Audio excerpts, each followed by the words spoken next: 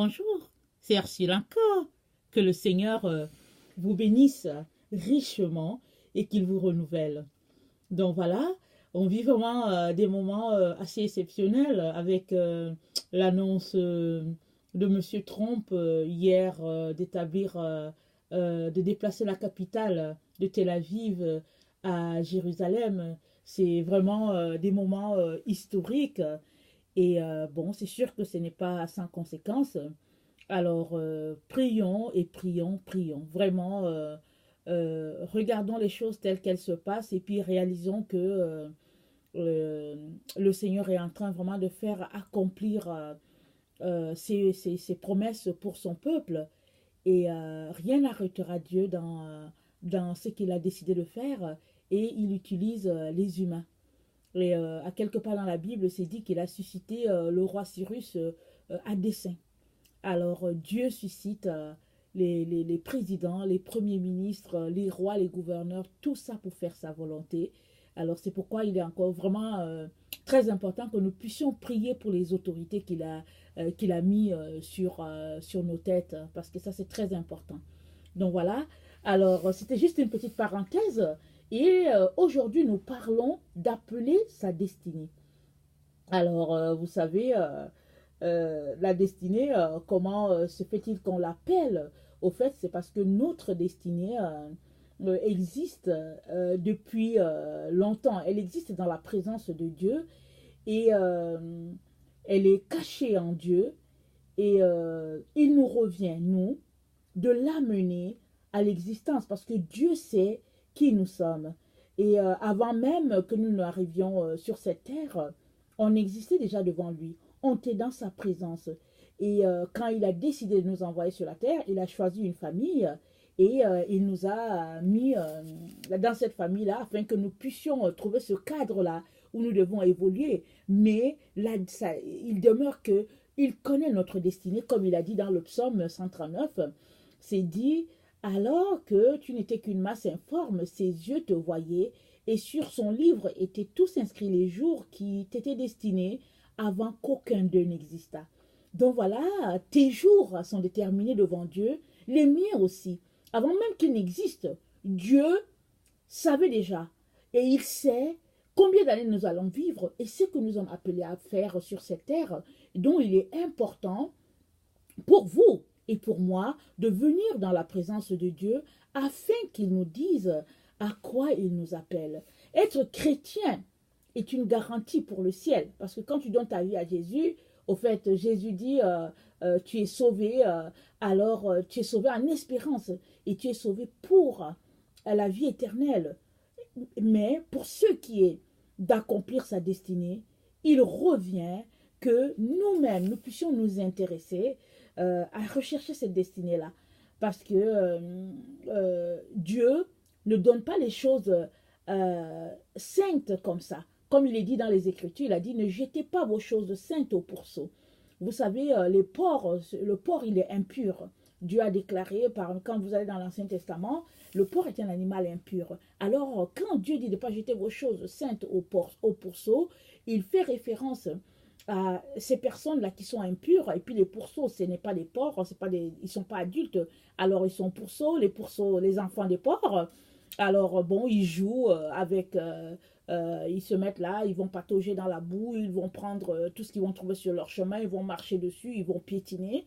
Alors, si Dieu nous a dit à nous de ne pas donner nos choses saintes au pourceau, c'est que lui-même, il ne donne pas les choses saintes comme ça. Il faut venir dans sa présence. Il faut lui montrer que vraiment, il peut te faire confiance avant que vraiment, finalement, il te révèle les choses. Il y a des personnes qui veulent ça, tout simplement venir devant Dieu pour dire, Seigneur, donne-moi les ABC et puis je suis parti. C'est ça un peu l'humain. Mais avec le Seigneur, ça ne marche pas comme ça. Alors, nous avons besoin de nous intéresser à ce que Dieu a dit sur notre vie. Et vous savez quoi? Même en disant cette partie-là, c'est encore Dieu lui-même qui met en nous l'intérêt de savoir pourquoi est-ce que nous sommes sur la terre. C'est lui qui suscite en nous ce désir-là de savoir qui nous sommes en réalité. Alors, dans Genèse 2, du verset 18 au verset 21, il est dit ceci, je veux lire. L'Éternel Dieu dit, il n'est pas bon que l'homme soit seul, je lui ferai une aide semblable à lui. L'Éternel Dieu forma de la terre tous les animaux des champs et tous les oiseaux du ciel, et il les fit venir vers l'homme pour voir comment il les appellerait, et afin que tout être vivant portât le nom que lui donnerait l'homme. Et l'homme donna des noms à tout le bétail, aux oiseaux du ciel et à tous les animaux des champs, mais pour l'homme, il ne trouva point d'aide semblable à lui. Alors euh, l'Éternel Dieu fit tomber un profond sommeil sur l'homme qui s'endormit, et il prit une de ses côtes et referma la chair à sa place. Donc voilà, Dieu lui-même a suscité ce désir-là en Adam de réaliser que il était seul. Parce que Adam vivait en parfaite harmonie avec Dieu, et puis il était en relation avec son père, et puis tout était merveilleux. Et là, Dieu a suscité le désir en lui. Et Dieu lui fait venir les animaux, et puis Adam se rend compte que les animaux, ils sont par paire. Et que lui, il se rend compte que lui, il n'a pas d'aide.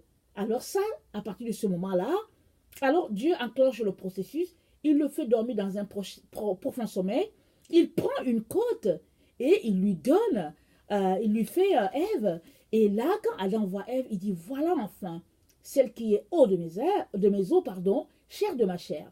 Donc, Dieu a mis en Adam un désir, et ce désir-là a conduit Adam à se retrouver sur le chemin de sa destinée avec une femme. Avant, Adam était tout seul, et puis là, Dieu lui donne la direction et il met Ève à côté de lui, et puis Adam était très content de la voir. Peut-être même que c'est pour cela que quand Ève lui a donné le fruit défendu, Adam, il ne s'est pas, il s'est soucié de rien, il s'est dit, ben Dieu me l'a donné, alors tout ce qu'elle va me donner, c'est quelque chose de bien. C'est certainement qu'il a pensé comme ça. Anyway, je ne sais pas, mais toujours est-il que Dieu a mis ce désir-là en Adam, et puis Dieu fonctionne encore de la même façon avec nous aujourd'hui. Souvent, il nous donne des rêves, souvent, il nous donne des visions, et puis souvent, il crée des situations difficiles, et dans les situations difficiles, on commence à chercher la face de Dieu, ou bien souvent, il met en nous un vide. Le vide est tellement profond, mais malheureusement, il y a plusieurs personnes, quand elles vivent le vide, elles se mettent à acheter. Elles vont acheter des voitures, elles vont acheter, elles vont dans les centres commerciaux, et puis elles achètent, et puis après, elles ne sont plus satisfaites de l'objet, et puis elles retournent, elles ne font qu'acheter, alors que c'est Dieu qui met en nous ce vide-là, et ce vide-là ne peut être comblé que par Dieu lui-même, et Dieu fait tout cela pour que nous puissions être des personnes accomplies, des personnes complètes, pour que nous puissions venir devant lui et qu'il nous montre ce à quoi il nous a appelés. Alors, pourquoi est-ce que ici je parle d'appeler sa destinée? Est-ce que Dieu ne peut pas nous montrer les choses comme ça, juste nous révéler A, B, C et tout? Parce que au fait, les choses ne marchent pas comme ça. Et Dieu s'attend, comme je venais de dire, à ce que nous venons avec intérêt. Vraiment, lui dire, papa, mais pourquoi est-ce que je suis sur la terre? Qu'est-ce qui se passe? Et il aime ça. Comme mes enfants, j'ai un enfant qui vient souvent, je ne sais pas si les vôtres font ça, j'ai un enfant de 7 ans qui aime venir, il dit, je m'ennuie, je n'ai rien à faire. Alors, j'ai dit, mais qu'est-ce qu'un enfant de 7 ans peut bien vouloir faire? Alors, vas-y, dessiner et tout. Bon, ça ne m'intéresse pas, je m'ennuie et tout. Donc, souvent, au fait, l'enfant va se tourner vers le parent, et puis il faut que tu crées des activités pour l'enfant. Alors, c'est un peu comme ça aussi pour nous avec le Seigneur. Mais cette fois-ci, ce n'est pas des activités, c'est ce qu'il nous a appelés à faire. Et nous avons donc besoin de chercher sa face, et nous avons donc besoin de lui dire que nous sommes intéressés à savoir qui nous sommes en réalité. Parce que ta destinée et la mienne sont cachées en Dieu. Et ce n'est que dans un désir ardent de le découvrir que Dieu va nous le révéler. Parce qu'au fait, il ne jette pas ces choses comme ça. Et maintenant, comment appelle-t-on sa destinée? C'est à genoux, dans la prière, qu'on fait ces choses-là. C'est dans une marche de sanctification. C'est dans une vie d'humilité et d'obéissance. Parce qu'au fait, on peut être chrétien, mais si on ne marche pas dans la sainteté, on peut vraiment passer à côté. Parce que, au fait, vous savez, il y a un seul chemin que Dieu a tracé pour nous. Le chemin que tu suivras n'est pas forcément mon chemin. Mais toujours est-il que le chemin que tu as et le mien et le chemin de l'autre, tout cela va nous mener devant le trône. Mais il faut que Dieu lui-même nous dise sur quel chemin il nous a placés. Une chose est sûre, le chemin dans lequel tu es placé, c'est le chemin étroit. Si tu as Jésus dans ta vie et que tu veux aller au ciel, le mien aussi, c'est le chemin étroit. Mais chacun est appelé à faire quelque chose de précis parce que nous sommes des personnes uniques. Tu es unique, moi aussi je le suis. Si, quand bien même nous aurions les mêmes dons, par exemple, mais la façon que Dieu les a agencés, ça fonctionnerait différemment. Suppose que Dieu t'a donné le don de chant et le don de dessin, par exemple. Alors, il se pourrait que toi, ton chant, tu dois commencer par le chant, et après le dessin viendra après, et après peut-être que ça sera l'infographie, alors que moi, peut-être que Dieu m'a donné aussi les mêmes dons que toi, mais peut-être que je devrais commencer par le dessin, faire le chant, et après faire l'infographie, par exemple. Je ne sais pas. Mais tout simplement pour expliquer que nous avons besoin de venir devant Dieu et que les dons sont différents. Mais si nous ne cherchons pas sa face, si nous perdons le temps à nous balader ça et là avec des amis, vraiment, on va passer à côté. Et vous savez que on ne trouve pas sa destinée dans un groupe. Ce n'est pas possible. Parce que dans le groupe, bon, on s'assoit, on a du plaisir ensemble, mais on n'a pas le temps de venir dans la présence de Dieu, briser et contrer, pour lui dire, Père, montre-moi ce à quoi tu m'as appelé. Et vous savez, il y a des personnes dans nos vies qui sont des personnes gentilles, qu'on aime bien, mais on ne peut pas aller sur le chemin de notre destinée avec eux. Tout simplement, peut-être que Dieu ne nous a pas connectés, et tout simplement, peut-être que, au fait, elles ne sont pas ce qu'elles sont en réalité. Alors, souvent, Dieu nous dira pourquoi il faut qu'on coupe avec ces personnes. Parfois aussi, il ne nous dira rien. Il nous dira seulement coupe, et puis c'est plus tard qu'il nous expliquera. Et souvent encore, il coupe la relation lui-même. Il s'organise pour que la relation se coupe. Et puis là, toi, pendant que tu es triste en te disant, mais moi, je ne comprends pas pourquoi telle personne fait ceci, telle personne fait cela. Alors qu'en arrière, c'est Dieu qui est tout simplement en train de fermer cette porte-là pour toi parce que toi, tu t'es mis à appeler ta destinée. Quand tu te mets à appeler ta destinée, le Seigneur vient lui-même. Il vient dans ta destinée. Il vient, il s'invite et il commence à nettoyer, à balayer ce qui est à balayer. Mais si tu ne t'intéresses pas et que tu es correct avec les gens avec qui tu évolues, même si c'est des personnes chrétiennes, que tu trouves que bon, la vie est cool, vous vous retrouvez, vous mangez, et puis bon, vous montez, vous descendez, vous allez dans les salles d'achat, vous avez des activités ensemble. Si c'est ça pour toi, la vie chrétienne, ok, fine. Dieu ne va pas te forcer, mais il va t'envoyer de temps en temps des flashs de lumière, soit dans les rêves, soit par une personne que tu vas rencontrer. Il va créer des situations vraiment pour te dire que, hey, réveille-toi, fais quelque chose. Alors, appeler sa destinée, donc, demande une volonté, une discipline de notre part. Parce que le salut, nous l'avons eu gratuitement par la mort de notre Seigneur. Le Seigneur a payé le prix. Il a été maltraité, bafoué, et puis traité de tout ce qu'on ne peut pas dire. Et après cela, une fois qu'on est sauvé, il nous revient à nous aussi de travailler de façon à connaître notre destinée. Parce que Jésus il a accompli la sienne.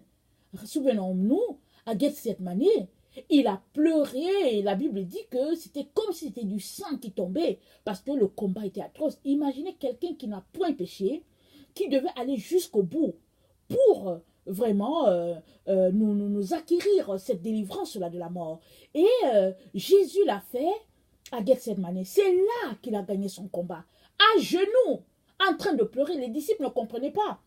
Il dit, mais vous n'avez pas pu veiller avec moi 1 heure. Et réveillez-vous. Et il retourne prier. Il revient encore, réveillez-vous. Les disciples ne comprenaient rien, ils n'ont pas pu. Mais Jésus, sachant que c'était important pour lui d'accomplir sa destinée, il est resté dans la prière. Mais avant, il priait déjà. Et il y a des passages qui nous montrent que au fait, on cherchait Jésus, mais il n'était pas là, il était parti prier. Ou bien il y a des passages dans la Bible qui nous disent que bon, il s'est levé très tôt, il est parti prier.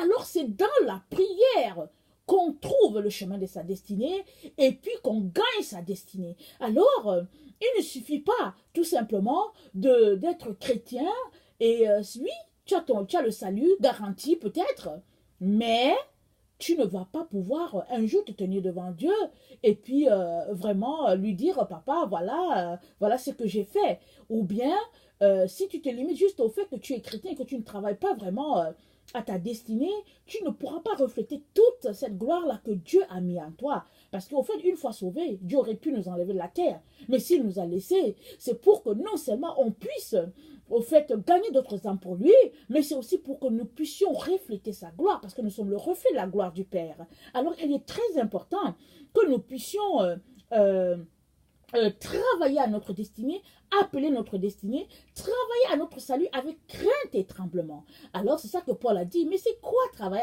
à son salut avec crainte et tremblement? C'est faire ce que Jésus nous a dit de faire, c'est-à-dire que aimer son prochain comme soi-même, visiter les veuves, les orphelins, aller dans les prisons, aider les malades, évangéliser, et puis vraiment avoir un cœur vraiment dévoué à l'évangile. Mais c'est aussi de tout faire pour que nous puissions être à l'extérieur ce que nous sommes en dedans. Et à ce que tu es en dedans, il n'y a que Dieu qui peut te révéler qui tu es vraiment. Il n'y a que Dieu qui peut te dire, mon enfant, au fait, le chemin sur lequel tu es, ce n'est pas le bon chemin, parce que j'étais appelé plutôt, par exemple, à dessiner. J'étais appelé à prospérer dans ça, et c'est comme ça que tu vas refléter, par exemple, ma gloire. Alors, donc, il est important que nous puissions vraiment nous arrêter et puis voir ce qui est dans notre vie prend tout notre temps. Parce que on a 24 heures. Tu as 24 heures, moi aussi j'ai 24 heures. Mais c'est 24 heures qui comptent devant Dieu. Parce que le temps, chaque chose est importante devant Dieu. Chaque minute compte pour le Seigneur. Alors, si nous passons notre temps juste à nous asseoir devant la télévision pour écouter les autres vivre leur vie, ou tout simplement voir que telle personne a réussi et, dans tel domaine, et puis, mais nous, on ne va pas avancer. Mais c'est à genoux, c'est dans la prière, c'est dans la supplication, c'est dans cette soif-là de connaître plus. Et une fois que Dieu te révèle que, au fait, j'étais appelé sur ce chemin, mais tu ne croises pas les mains, parce que tu n'es pas encore arrivé. Il faut maintenant que tu mettes sur pied un programme de comment tu vas faire pour arriver à ce niveau-là que Dieu t'a montré. Et ça encore, il va t'aider. Mais il faut que tu commences. Parce que si toi, tu fais un pas, tout le reste, le Seigneur le fera. Mais il faut que tu fasses ce pas-là pour que Dieu puisse faire quelque chose. Mais si toi, tu ne fais rien et que tu as les mains croisées, alors rien ne pourra être fait. Et c'est un peu ça que nous devons comprendre. Vous savez, souvent, dans la vie chrétienne, on a souvent cette fausse mentalité-là que Jésus va tout faire. Regardez pour nos études, si on veut être un ingénieur de pont et chaussée, par exemple, on se met à travailler pour être ça. Ils bossent et souvent les gens ne dorment pas la nuit parce qu'ils sont en période d'examen. En ce moment-ci, c'est la période d'examen dans les cégeps, les universités. Et les gens ne dorment pas. Je vois ça souvent à la maison avec mes enfants. Ils sont vraiment pris là, et puis parce que vraiment, on veut réussir. Et on fait ça pour nos carrières. Mais on semble négliger complètement de se comporter ainsi pour notre raison d'être sur la terre. Parce que tu es sur la terre pour quelque chose. Mais il faut que Dieu te le révèle. Mais il faut aussi que tu viennes devant Dieu. Et une fois qu'il t'a mis sur le chemin, au fait, Dieu ne te révèle pas tout. Il ne te dit pas que A, B, C jusqu'à Z. Non. Il te met sur le chemin. Alors tu viens, et puis tu avances un peu, et après il te met sur le chemin. Il te pousse comme un damier, et puis là tu dis, waouh, voilà Seigneur. Et après cela, tu ne t'arrêtes pas là. Parce que si tu t'arrêtes là, c'est fini, rien ne va avancer. Parce que vous savez, travailler à sa destinée n'est pas quelque chose de statique. C'est quelque chose de dynamique. Parce que ça bouge. C'est aujourd'hui, si tu as découvert ceci, et peut-être dans 2 mois, tu vas découvrir plutôt autre chose. Et après cela, tu vas découvrir ceci.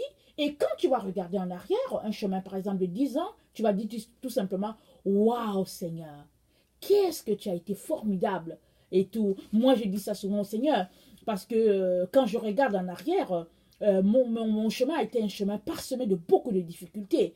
À un certain moment, j'avais tout simplement l'impression que vraiment c'était terrible. Et puis je disais, Seigneur, quand est-ce que ça va arrêter?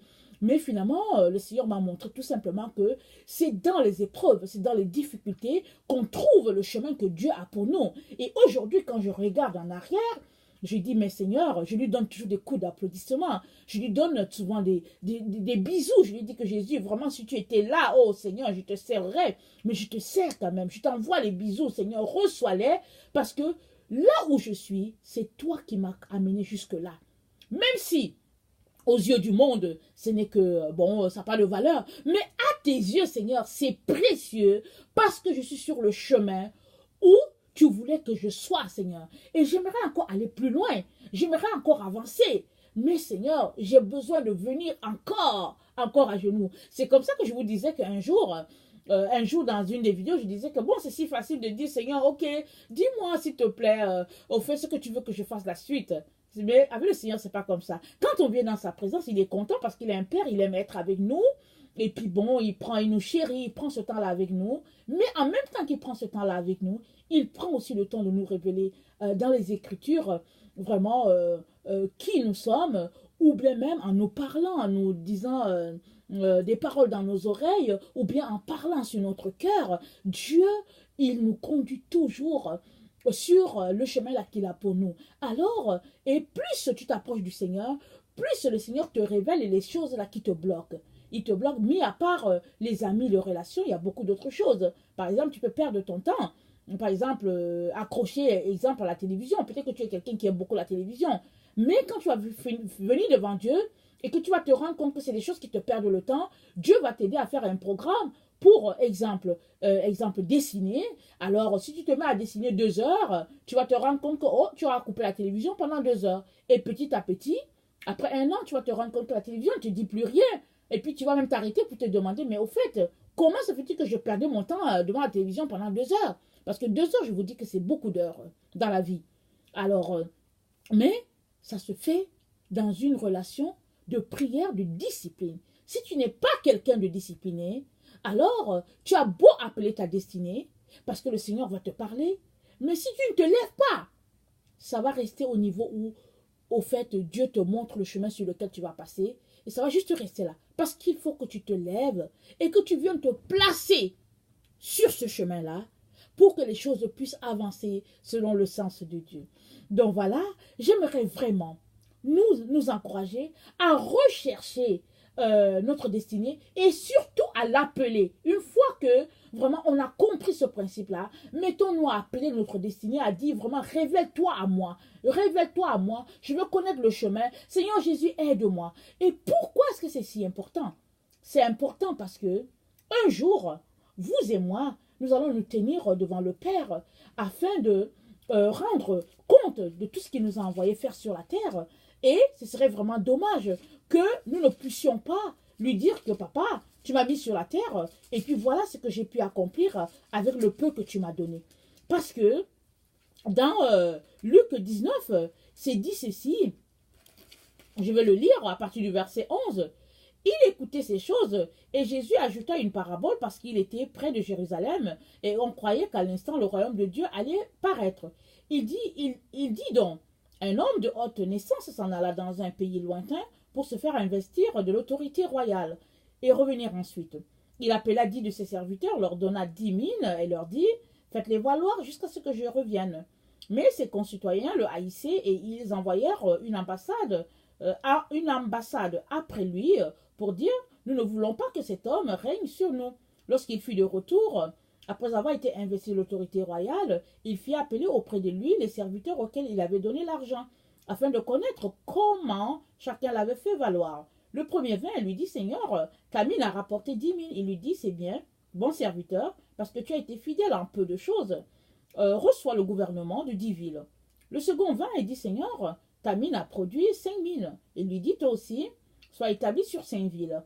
Un autre vint et lui dit, Seigneur, voici ta mine, que j'ai gardé dans dans un linge, car j'avais peur de toi parce que tu es un homme sévère. Tu prends ce que tu n'as pas déposé et tu moissonnes ce que tu n'as pas semé. Et lui dit, je te juge sur tes paroles, méchant serviteur, tu savais que je suis un homme sévère, prenant ce que je n'ai pas déposé et moissonnant ce que je n'ai pas semé, pourquoi donc n'as-tu pas mis mon argent dans une banque, afin qu'à mon retour, je le retirasse avec un intérêt. Puis il dit à ceux qui étaient là, ôtez-lui la mine et donnez-la à celui qui a les 10 000. Ils lui dirent, Seigneur, il a déjà 10 000. Je vous le dis, on donnera à celui qui a, mais à celui qui n'a pas, on ôtera même ce qu'il a. Au reste, amenez ici mes ennemis qui n'ont pas voulu que je règne, que je régnasse sur eux, et tuez-les en ma présence. Donc voilà, donc ces serviteurs-là, à qui le maître a donné des mines, ont pu investir ça, et à celui qui a rapporté 10 mines, on lui a donné de diriger 10 villes. À l'autre qui a rapporté ça, on lui a donné de diriger 5 villes. Voilà, quand le Seigneur viendra, quand on sera dans sa présence, il va nous établir à vraiment être des gouverneurs, des gérants. On ne va pas au ciel avec les mains croisées. Il y a des gens qui pensent qu'une fois qu'ils sont sauvés, alléluia, au ciel, ils ont les mains croisées, ils font rien. Moi, je pense que ça serait vraiment une vie, comment on appelle ça?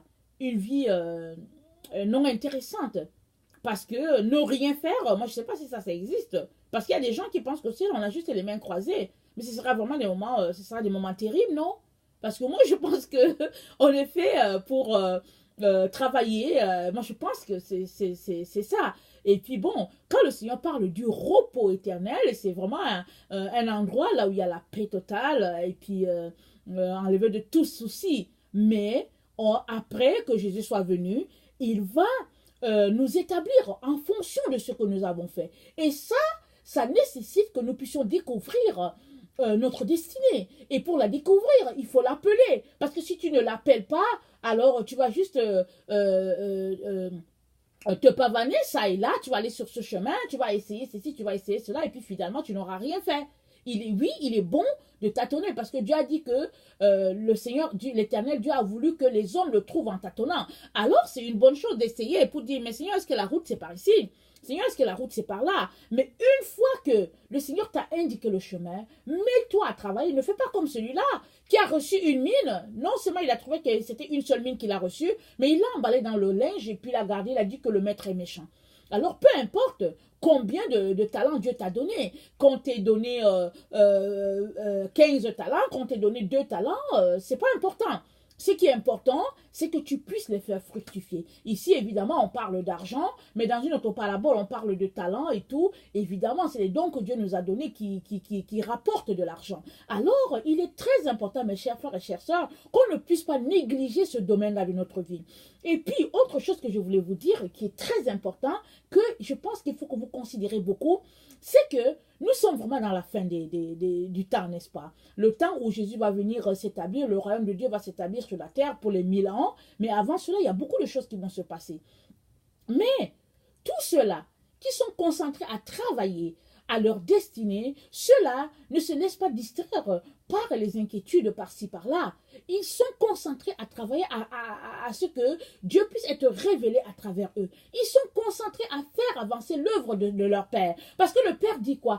Quel est le serviteur fidèle que le Maître a établi sur sa maison afin de donner de la nourriture au temps convenable? Nous sommes dans un temps convenable pour que vraiment Dieu puisse être révélé à tous ceux-là qui ne le connaissent pas. Alors, mes chers frères et chères sœurs, ne croisons pas les bras, ne perdons pas le temps à certaines futilités, mais levons-nous, allons-y, faire ce que nous pouvons avec ce que Dieu a mis entre nos mains.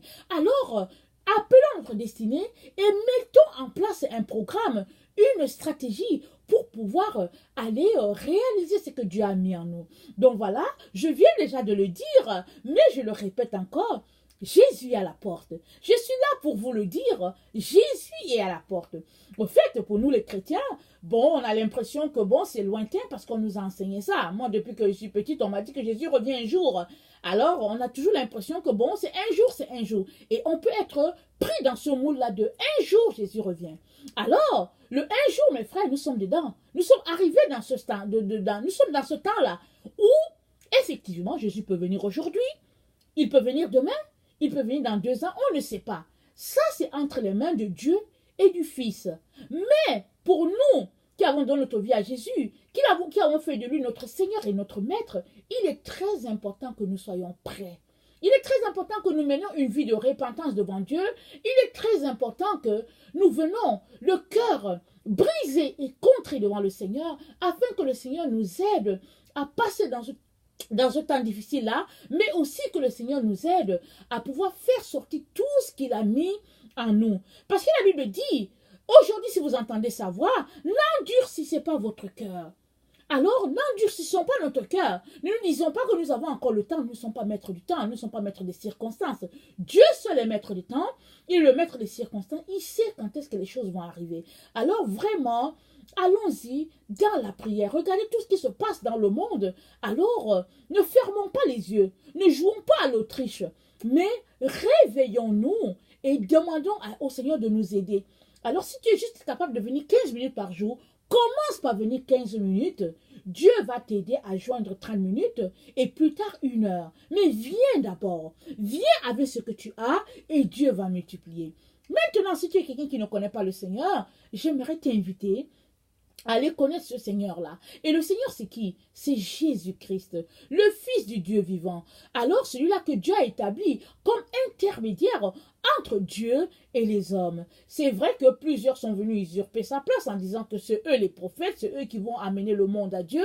Mais c'est faux. Il n'y a pas de religion qui va nous amener devant Dieu. La seule personne qui nous amène devant Dieu, c'est Jésus, et c'est d'établir la relation avec lui. Moi, je connais des gens qui disent, non, moi je ne veux personne, il y a trop d'intermédiaires, je veux passer directement à Dieu. Alors, si tu es ce type de personne-là aussi, je te dis que si c'est comme ça que tu raisonnes, sache que tu n'arriveras pas à Dieu. Parce que Dieu a dit, ah, voilà comment je veux que les choses marchent.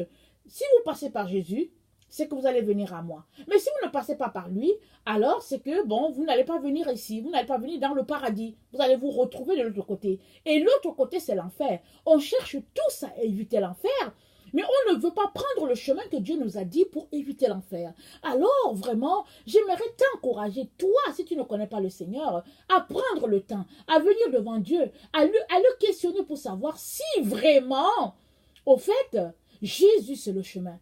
Je te dis que Dieu ne manquera pas de te répondre parce que Dieu aime ça, quelqu'un qui vient à lui avec un cœur sincère. C'est un Dieu rempli d'amour. C'est un Dieu qui nous aime. C'est un Dieu qui nous a créés à son image. Il ne veut pas nous perdre, mais il veut que nous puissions venir, que nous puissions laisser les péchés et puis le monde et toutes ses passions et venir à lui et il va nous éclairer. Donc voilà, soyons encouragés et venons parce que très bientôt, la porte sera fermée et ce sera difficile de venir. Maintenant que c'est encore ouvert, maintenant que la grâce est là, courons, venons à Dieu et il ne manquera pas de se révéler à nous. Voilà, soyez bénis et puis que sa grâce demeure sur vous. Merci beaucoup.